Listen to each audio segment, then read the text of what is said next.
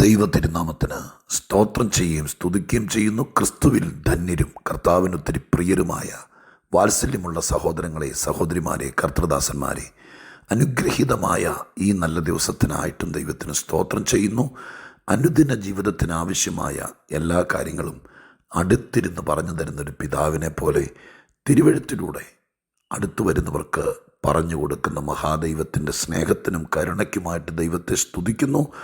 കർത്താവിൻ്റെ തിരുമുമ്പിൽ ഇരുന്ന് പ്രാപിച്ച ദൈവത്തിൻ്റെ ഒരു കൊച്ചു സന്ദേശം നിങ്ങളുമായി പങ്കുവയ്ക്കുവാൻ ഇന്നും ഞാൻ കർത്താവിൽ ശരണപ്പെടുന്നു.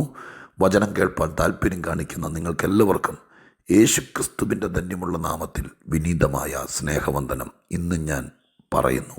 ഒപ്പം ദൈവാദി ദൈവവും കർത്താദി കർത്താവുമായിരിക്കുന്ന മഹാദൈവത്തിന് ഓരോ നിമിഷവും ഓരോ കാൽച്ചുവടുകളിലും കരുതലും കൃപകളും സ്നേഹവും തന്ന് നടത്തുന്ന മഹാദൈവത്തിന്, സ്വർഗീയ പിതാവിന് സകല പുകഴ്ചയും മഹത്വവും ആരാധനയും അർപ്പിച്ചുകൊണ്ട് ദൈവവചന ചിന്തയ്ക്ക് വേണ്ടി നിങ്ങളെ സാദരം ക്ഷണിക്കുന്നു.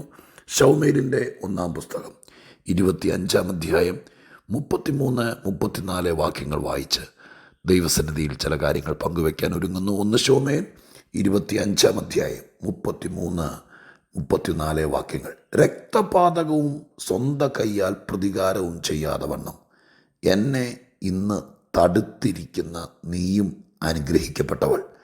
നിന്നോട് ദോഷം ചെയ്യാതെ വണ്ണം എന്നെ തടുത്തിരിക്കുന്ന ഇസ്രായേലിൻ്റെ ദൈവമായ യഹോവയാണേ. നീ ബന്ധപ്പെട്ട് എതിരേറ്റു വന്നില്ലായിരുന്നെങ്കിൽ നേരം പുലരുമ്പോഴേക്കും പുരുഷപ്രജയൊന്നും നാബാലിന് ശേഷിക്കുകയില്ലായിരുന്നു. എന്നെ തടുത്തിരിക്കുന്ന നീ അനുഗ്രഹിക്കപ്പെട്ടവൾ, എന്നെ തടുത്തിരിക്കുന്ന ഇസ്രായേലിൻ്റെ ദൈവം. ദാവീദ് രാജാവാണ് ഈ വാക്ക് പറയുന്നത്. കാട്ടിലൂടെ ശൗലിനെ പേടിച്ച് അലയുന്ന കാലം, ആഹാരമില്ലാതെ വയറൊട്ടി വിശക്കുന്ന സമയം. നാബാല് വലിയൊരു മുതലാളിയാണ്. കർമ്മേൽ എന്നറിയപ്പെടുന്ന സ്ഥലത്ത് അദ്ദേഹത്തിന് ആട് കൃഷിയാണ്. ആടുകളെ വളർത്തി അതിൻ്റെ രോമം കത്തിരിച്ച് കൊടുത്ത് കാശുണ്ടാക്കുന്ന വലിയ ബിസിനസ്സുകാരൻ. ആയിരക്കണക്കിന് ആടുകളെ ഇടയന്മാരെ നിർത്തി വളർത്തി അങ്ങനെ ഒരു ഫാം നടത്തി വലിയ ബിസിനസ് നടത്തുന്ന വലിയ ജന്മി. അദ്ദേഹത്തിൻ്റെ ആടുകളുടെ രോമം കത്തിരിക്കുന്ന സീസണിൽ വലിയ വിരുന്നാണ് കഴിക്കുന്നത്. ഇടയന്മാരും അവരുടെ കുടുംബാംഗങ്ങളും ആ നാട്ടിലുള്ളവരൊക്കെ വന്ന് പങ്കെടുക്കും. അവർക്കെല്ലാം വിഭവസമൃദ്ധമായിരിക്കുന്ന വിരുന്നൊരുക്കിക്കൊണ്ടാണ് ആഘോഷ സമൃദ്ധിയോടെ നാബാൽ ആ കാര്യം ചെയ്യുന്നത്. പ്രഥമ ദൃഷ്ടിയാൽ ആളുകൾ നോക്കുമ്പോൾ നല്ലൊരു മനുഷ്യൻ. കാരണം അദ്ദേഹത്തിൻ്റെ വരുമാനത്തിൽ നിന്നൊരു ഓഹരി പാവങ്ങൾക്ക് അന്നേക്കാലത്ത് ആഹാരം കൊടുക്കുകയും അദ്ദേഹത്തിൻ്റെ ജോലിക്കാർക്കെല്ലാം വിരുന്ന് കഴിക്കുകയും ചെയ്യുന്ന, എല്ലാവർക്കും ജോലിക്കാരെ സംബന്ധിച്ച് അഭിപ്രായമുള്ള നല്ല മുതലാളി. പക്ഷെ തത്വത്തിൽ അദ്ദേഹത്തെക്കുറിച്ച് ബൈബിൾ എഴുതിയിരിക്കുന്നത് ആളത്ര നല്ലവനല്ല. ദുശാഠ്യക്കാരൻ, കർക്കശക്കാരൻ, അഹങ്കാര വർത്താനം പറയുന്നവൻ, അങ്ങനെ ഒത്തിരി കാര്യങ്ങൾ അദ്ദേഹത്തിനുണ്ട്. ദാവീദ് കാട്ടിലൂടെ അലയുന്ന സമയം എങ്ങനെയോ അറിഞ്ഞു നാബാലിൻ്റെ വീട്ടിൽ വിരുന്ന് നടക്കുകയാണ്. വിഭവസമൃദ്ധമായിരിക്കുന്ന മൃഷ്ടാന്ത ഭോജനം കൊണ്ട് വരുന്നവരെ എല്ലാം പോഷിപ്പിക്കുകയാണ്. ഇതറിഞ്ഞുകൊണ്ട് ദാവീദ് തൻ്റെ ഭൃത്യന്മാരിൽ 1-2 പേരെ നാബാലിൻ്റെ വീട്ടിൽ താഴ്വാരത്തിൽ പറഞ്ഞയച്ചു. എന്നിട്ട് ഭംഗിയുള്ള വാക്കുകൾ, ഒരു വക്കീൽ കേസ് ദിവസം തൻ്റെ ആ കക്ഷിയെ പഠിപ്പിക്കുന്നത് പോലെ ഈ ഭൃത്യന്മാരെ പറഞ്ഞു പഠിപ്പിച്ചു. ദാവീദൊക്കെ കാട്ടിൽ അലഞ്ഞു നടക്കുകയാണ്. ഞങ്ങളൊരു നല്ല നാളിലല്ലോ നിൻ്റെ അടുക്കൽ വന്നിരിക്കുന്നത്. ഈ ബാല്യക്കാരോട് ദയവ് തോന്നണം. എന്നിട്ട് ദാവീദിനെക്കുറിച്ച് പറഞ്ഞത് ഇങ്ങനെയാണ്. അതിൻ്റെ 8-ാമത്തെ വാക്യത്തിൽ പറഞ്ഞിരിക്കുന്നത്, നിൻ്റെ മകനായ ദാവീദിനും അല്പം ആഹാരം തരണം. നിൻ്റെ മകനായ, ഇപ്പം ദാവീദ് ആ മനുഷ്യനെ അപ്പനെ പോലെ കണ്ടു എന്ന് വേണം പറയാൻ, അല്ലേ? നിൻ്റെ മകനായ ദാവീദിനെ അല്പം ആഹാരം തരണം, ഓർക്കണം എന്നാണ് പറഞ്ഞത്. നല്ല വാക്കുകൾ പറഞ്ഞു പഠിപ്പിച്ച് അവിടെ വിട്ടു.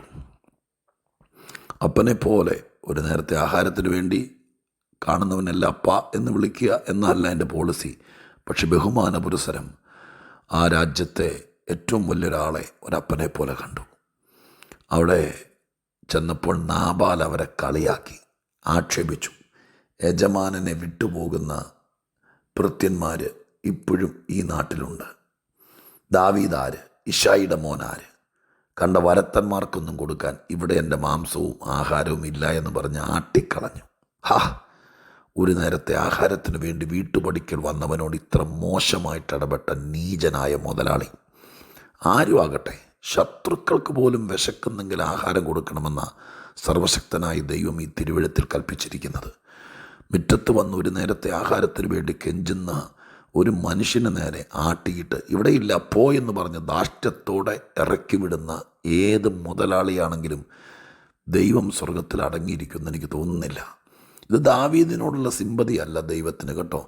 ദൈവത്തിൻ്റെ വ്യവസ്ഥയ്ക്കെതിരെയുള്ള നീക്കമാണ് ദൈവം ഒരു നടപടിയെടുക്കാൻ ഈ അധ്യായത്തിൽ കാരണമായി തീർന്നതെന്നുകൂടെ ഞാൻ ഓർപ്പിക്കുക. ദാവീദ് ഇത് കേട്ടു. ദാവീദ് കോപിഷ്ഠനായി. തൻ്റെ കൂടെ 400 പേരുണ്ട്. അവരോട് പറഞ്ഞു, വാളരക്കി കെട്ടിക്കൂ. പ്രതികാരദാഹിയായിരിക്കുന്ന ദാവീദ് നാബാലിൻ്റെ വീട്ടിലേക്ക് രണ്ടും കൽപ്പിച്ചിറങ്ങിത്തിരിക്കുന്ന സമയത്ത് എങ്ങനെയോ ബാലിക്കാരോ അറിഞ്ഞ് നാബാലിൻ്റെ ഭാര്യ അബീഗയിലിനെ അറിയിക്കുകയാണ്. അവൾ ഈ കാര്യം അറിഞ്ഞപ്പോൾ പെട്ടെന്ന് ദാവീദിനെ എതിരേൽക്കാൻ വേണ്ടി മരുഭൂമിയിലേക്ക് മലഞ്ചെരിവിലൂടെ ഓടുകയാണ്. ഓടിച്ചെന്ന് വീട്ടിൽ വന്ന് അനർത്ഥം കാണുന്നതിനേക്കാൾ മുമ്പ്, ആ വാക്കൊന്നുകൂടെ കേൾക്കണേ, നാബാലിൻ്റെ ആൺസന്തതികളെ മുഴുവൻ ഇല്ലാതാക്കും എന്നാണ് ദാവീദ് മനസ്സിൽ കരുതിയിരിക്കുന്നത്. നാബാലിൻ്റെ സന്തതി അബീഗയിലിൻ്റെ മക്കളും കൂടിയാണല്ലോ. അപ്പോൾ സ്വന്തം മക്കൾക്ക് നേരെ വാള് വരുന്നെന്നറിഞ്ഞ് വീട് വിട്ട് ആ വാളിനെ തടുക്കാൻ ഇറങ്ങിയ ഒരമ്മയെ നിങ്ങൾക്ക് ഈ അധ്യായത്തിൽ കാണാം. നാബാലല്ല എൻ്റെ പ്രസംഗ വിഷയം. ഈ അധ്യായത്തിനകത്ത് മുഴുവൻ മുഴച്ചു നിൽക്കുന്നത് നാബാലും നാബാലിൻ്റെ ദുഷ്ക്രിയയാണെങ്കിലും, പക്ഷേ ഈ അധ്യായത്തിലെ പ്രഭാഷണ വിഷയം അല്ലെങ്കിൽ ചിന്താവിഷയം എന്ന് പറയുന്നത് തലമുറയ്ക്ക് നേരെ വാള് തടയാൻ ഇറങ്ങി പുറപ്പെട്ടൊരമ്മ. ഇന്ന് ദൈവസന്നിധിയിൽ ഞാൻ നിങ്ങളോട് പറയാം, നിങ്ങൾക്ക് ആരോഗ്യം കുറവായിരിക്കും, നിങ്ങൾക്ക് പണം കുറവായിരിക്കും, നിങ്ങൾക്ക് യുദ്ധം ശീലമില്ലായിരിക്കും, നിങ്ങൾക്ക് ധൈര്യം കുറവായിരിക്കും, പ്രശ്നങ്ങളെ അഭിമുഖീകരിക്കാനുള്ള കരുത്തും കഴിവും നിങ്ങൾക്കില്ലായിരിക്കും, നിങ്ങളൊരു സാധു സ്ത്രീ ആയിരിക്കും. പക്ഷെ ഞാനൊരു കാര്യം പറയാം, നിങ്ങളുടെ കുടുംബത്തിനെതിരെ വാള് തടയാൻ യുദ്ധവും സൈന്യവും സൈന്യസന്നാഹവും വാളും പരിചയം ഒന്നും വേണ്ട കേട്ടോ. എല്ലാ അമ്മമാരും ഒന്ന് കേൾക്കുന്ന നല്ലതേ അത് കേട്ടോ. അമ്മമാരെ, ശ്രേഷ്ഠതയുള്ള ബഹുമാന്യതയുള്ള കർത്തൃദാസിമാരെ, ഈ അധ്യായത്തിൽ നിന്ന് ഈ കാര്യം നിങ്ങൾ എല്ലാവരെയും പറഞ്ഞ് മനസ്സിലാക്കണം. വാള് തടയാൻ പരിച വേണ്ട, യുദ്ധം തടയാൻ യുദ്ധതന്ത്രജ്ഞൻ വേണ്ട. ഒരു വീട്ടമ്മ തൻ്റെ വീട്ടിൽ കയറി വരുന്ന പ്രതിയോഗിയെ തൻ്റെ തലമുറയ്ക്കെതിരെ രാഗി മിനുക്കി കൊണ്ടുവരുന്ന വാളിനെ തടയാൻ ഒരമ്മ സന്നദ്ധയായി.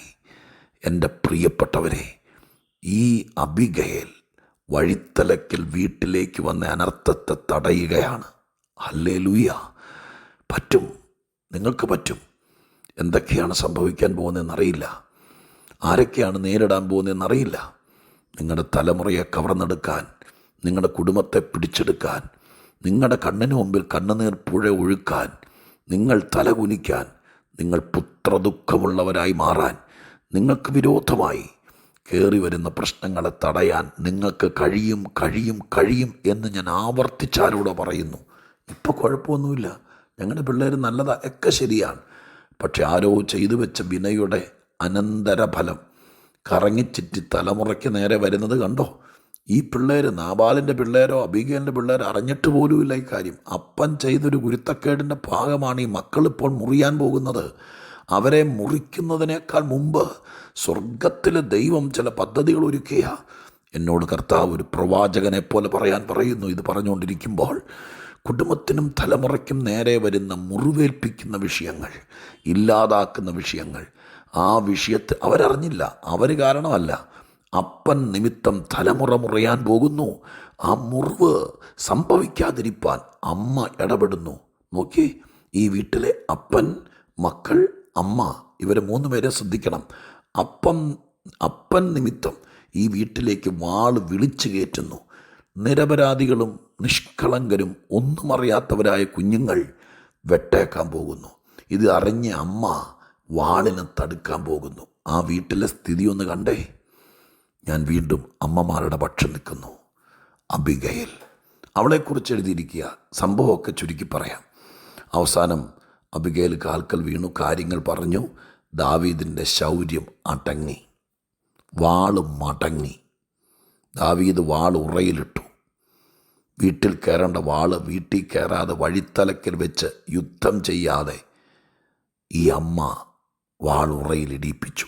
യേശുവിൻ്റെ നാമത്തിൽ ഞാൻ അങ്ങനെ തന്നെ ആത്മാവിൽ പറയുന്നു, ഇന്ന് ഈ ഒക്ടോബർ മാസത്തിൽ കുഞ്ഞുങ്ങൾക്ക് നേരെ, കുടുംബത്തിന് നേരെ, നിങ്ങളുടെ ഭവനത്തിന് നേരെ കയറി വരുന്ന ചില വിഷയങ്ങളെ ആത്മാവിൽ കണ്ട് തടയാൻ നിങ്ങളെ ദൈവം നിയോഗിക്കുന്ന വിവരം കൂടെ ഞാൻ ചിലരോട് പറയുക കേട്ടോ. ഇതൊക്കെ കേട്ടിട്ട് കൊള്ളാം, നന്നായിരിക്കുന്നു എന്ന് പറഞ്ഞുകൊണ്ട് ആർക്ക് ഗുണം?